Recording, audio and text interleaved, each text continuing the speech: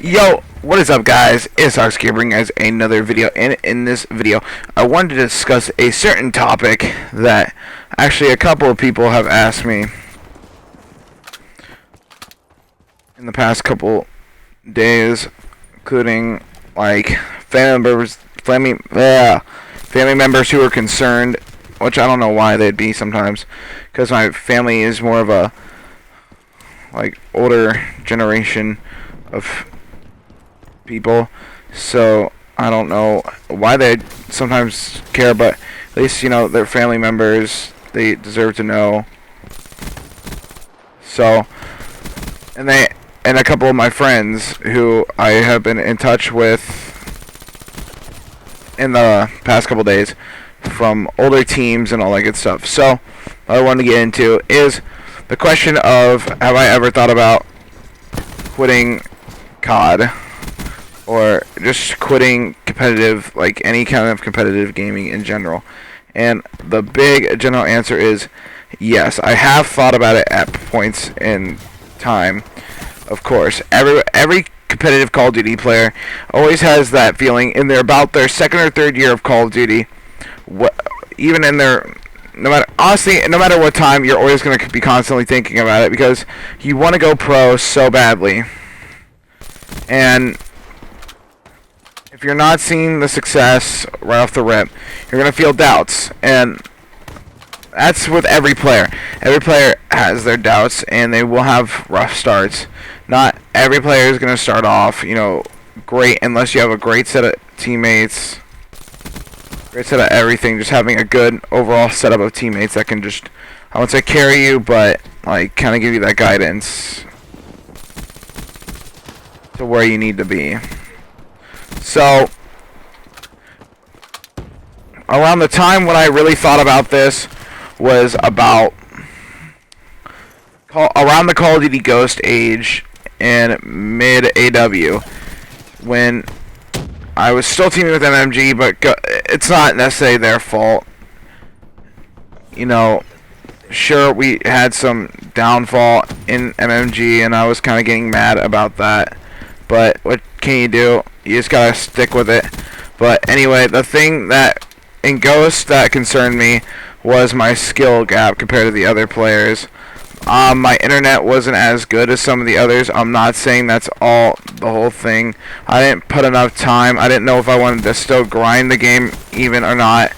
It was a frustrating time for me in Call of Duty Ghost. And yes, did it have me thinking of retirement? Of course it did, because that game, for me, was probably my worst game.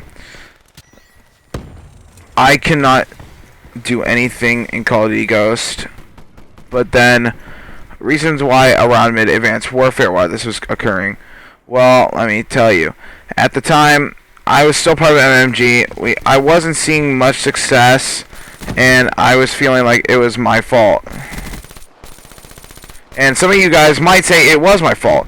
And in my personal opinion, it really wasn't. I was usually top slayer. Not even trying to credit myself too much here, but that's the honest and I mean, you can beg to differ, but I definitely think I was probably the best slayer on the team. That or Snipes, but Snipes, you know, no offense, even if he watches this, he didn't play enough and as he wanted to. He says he grinded, but he really didn't, and he knows in his heart he did not. So, wait, am I in a... Oh, okay, I thought I was in a game with one of my owners. So anyway, around mid-advanced warfare, we were starting to give up a little bit the way it was looking. And I was starting to get very, very frustrated. So, and then around... I got on CF. And CF was a great team. Now, some of you may ask, why did you think about retiring when you're on CF? CF was probably your best team in Advanced Warfare.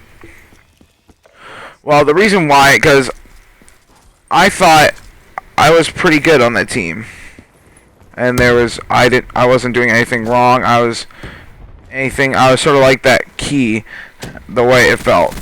I was sort of like that key to fill the hole, fill the gap of like that sub OBJ Slayer type deal, the guy who could slay in and out of the hill.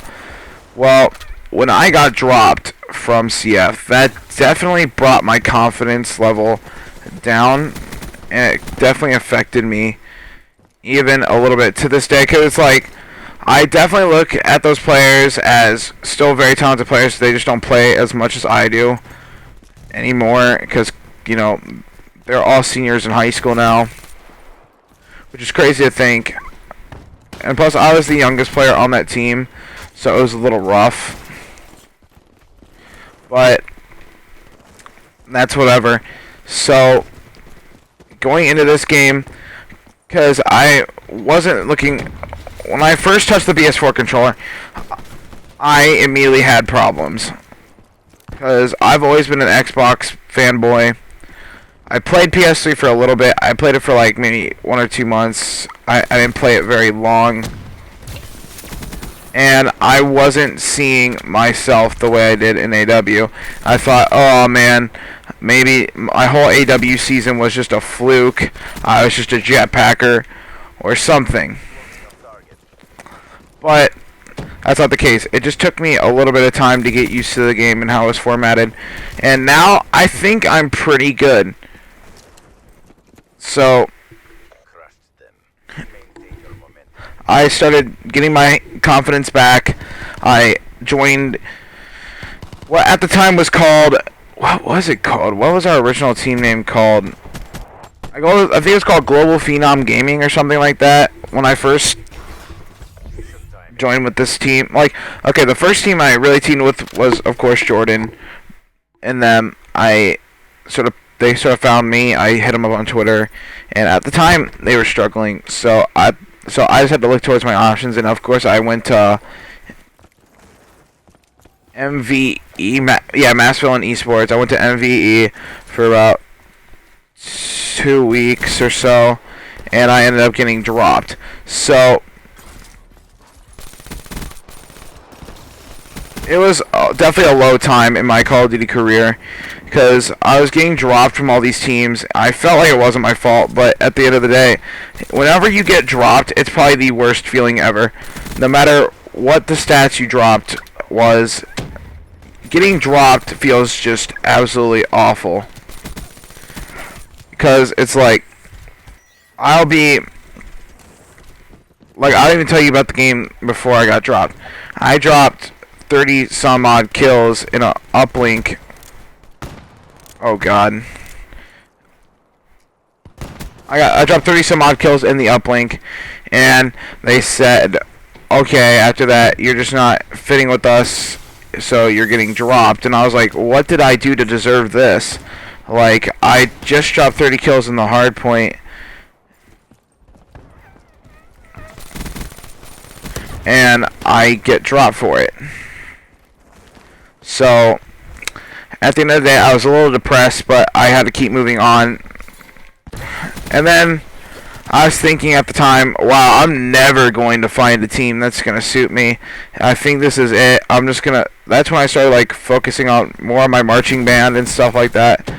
And I definitely have to say, my skill level did go down a little bit when I wasn't putting in the time that I should have. So when I joined, it was Team Vision at the time. When I joined Team Vision, I didn't have like the same skill as I used to, so I ended up going into NJ Rod, not practicing at all to any extent, and I ended up getting smacked in NJ Rod, and I was very disappointed. But from there forth, I knew I had to work harder, and I knew I could do it. Nothing's impossible to any extent, and I definitely felt I need to come back after this. So that's what I did. And look where I'm at now. Even though I did not have a good NJ Rod or a good first event on Black Ops 3, I still have time to come back, and I have plenty more, because I actually know what I have to do now to be the best be the best toxic I can be. Because I definitely consider myself talented at Call of Duty, even though I just got destroyed by that shotgun right there. I still consider myself to be fairly talented at Call of Duty, but I still have a lot to work on mentally and my overall game. But that's my thoughts on retirement. I really never thought I would quit. It's like, it's not to the point to where I can't, like, it's not that I don't want to. I've always wanted to do this, but it's also up to a point where I have almost not a choice, because I've put in so many years into this, and I can't think of it as I don't have a choice to quit, but I have to think of it as, wow, I really got to work harder. It's like one of my main priorities now in life. It's this, marching band, and school in my family. That's my main priorities in life. So yeah, I hope you guys enjoyed the video. Remember to leave, like, comment, subscribe. Don't think of this too much as, oh, Seth's already on the verge of quitting and all that stuff. Nah, I've never really thought of that. I just kind of want to get that off my mind a little bit, because I think of you guys as family.